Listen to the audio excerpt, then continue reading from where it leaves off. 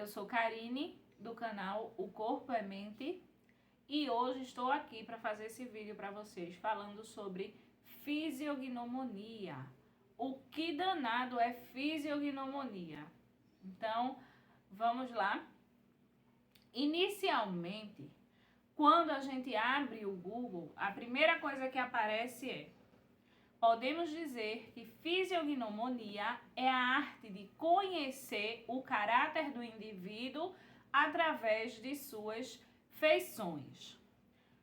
Nossos pensamentos dão origem a sentimentos que vão influenciar o nosso cérebro e geram hormônios que vão definir, de acordo com a sua quantidade, como o nosso corpo vai se desenvolver e vai estimular padrões de comportamento. Esse é um estudo que não é de agora, tá, gente? Então, o que é que acontece? Fisiognomonia é a gente poder analisar, tá? Observar o formato do rosto, das expressões faciais, do olho, do nariz, da boca, das sobrancelhas. Então, além de analisar os formatos, observar também as expressões faciais, tudo isso, rugas, tudo isso vai ajudar, né, para que a gente faça uma análise e descubra características do caráter dessa pessoa. A gente fala caráter por quê? Porque caráter é aquilo já certo que nós temos. Personalidade, a nossa personalidade, ela vai mudar, tá? Então, eu posso ser uma pessoa em casa, eu tenho a minha personalidade em casa, eu tenho uma personalidade com um grupo de amigos, eu tenho outra personalidade no trabalho, tá? Então, a gente usa bastante o termo caráter. Então, como eu estava falando, né, fisiognomonia é um estudo secular, tá? É chamado de fisiognomonia no mundo todo. Porém, em alguns países como França, Espanha, Portugal e México, também é conhecida como morfopsicologia, tá? Onde a morfopsicologia nesses países, elas são usadas na educação, na contratação de pessoas e até na área criminal. Então, Karine, e aí, é verdade isso? A gente pode saber o caráter de uma pessoa através da observação do seu rosto, da sua análise facial? Sim, eu respondo para vocês que sim, que é totalmente possível, né? E como foi citado, né, anteriormente, a fisiognomonia, ela pode ser usada, pode ser aplicada em diversas áreas, tá? Vamos usar, por exemplo, um homem, vamos imaginar um homem que é responsável por contratações de pessoas para trabalhar em uma empresa. O que é que acontece? Vamos imaginar que esse homem, que é responsável por contratar pessoas para uma empresa, ele tem conhecimento, ele estudou e sabe o que é fisiognomonia, ele sabe fazer uma análise facial através da observação dos traços da pessoa. O que é que acontece? Tem vários candidatos e ele tem que escolher um para trabalhar na empresa que nem dele é. Então, olha a responsabilidade que ele tem, tá? Então, ele pode, se ele tem esse conhecimento em fisiognomonia, ele sabe de leitura facial, tá? O que é que ele pode fazer? Observar, por exemplo, a sobrancelha dos candidatos. Então, ao observar as sobrancelhas de alguns candidatos, ele vai poder dizer claramente se aquele candidato vai ser bom para a empresa, se ele vai trabalhar bem, se ele vai desempenhar bem o seu trabalho. Ou ele pode observar, ver que uma sobrancelha é de um jeito, a outra sobrancelha é de outro, e ele vai saber também se aquela outra pessoa tá ali só por estar, não vai desempenhar bem o seu trabalho, vai ser aquele profissional escorão que vai sempre estar esperando o outro fazer o seu trabalho, tá? E esse é só apenas um exemplo da quantidade de áreas que a fisiognomonia vai impactar, tá? A gente falou, né, dessa questão da empresa, do profissional lá contratar candidatos para a empresa através da análise da sua sobrancelha, tá? Mas vamos sempre enfatizar que na fisiognomonia, na análise facial, tudo é analisado. Tudo é um conjunto. A gente não observa apenas uma sobrancelha, não observa apenas o nariz ou a boca ou o olho isoladamente. A gente tem que analisar cada traço de tudo para depois fazer uma análise do conjunto, certo? É bom sempre estar deixando isso bem claro. Então, a gente usou, né, um exemplo aí desse... A gente usou o exemplo desse profissional aí nessa empresa, mas também pode ser usado, né, a fisiognomonia pode ser usada em diversas outras áreas. Imagina, minha gente, uma professora, os professores aqui vão se identificar agora.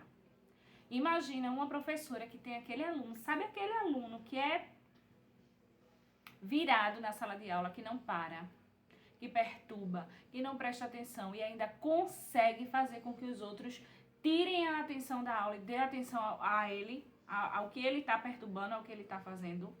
Pronto. Agora vocês imaginem se essa professora, ela tem conhecimento de fisiognomonia, se ela estudou fisiognomonia. Ela vai saber através dos traços daquela criança, através dos traços daquele aluno, né, como ele é, o porquê dele ser daquele jeito. E ela vai saber como lidar com ele, tá? Porque não adianta ela fazer a análise, descobrir as características dele e,